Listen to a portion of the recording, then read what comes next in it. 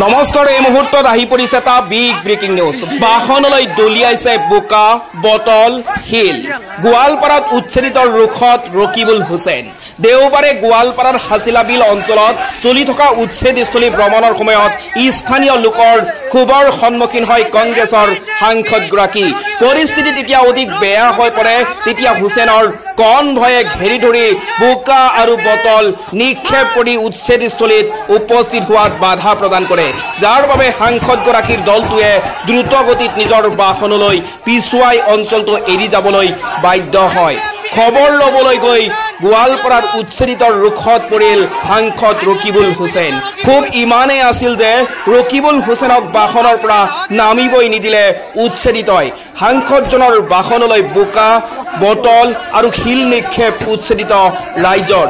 উচ্ছেদস্থলীত সাহায্য প্ৰদানৰ বাবে গৈছিল সাংসদ ৰকিবুল হুছেইন।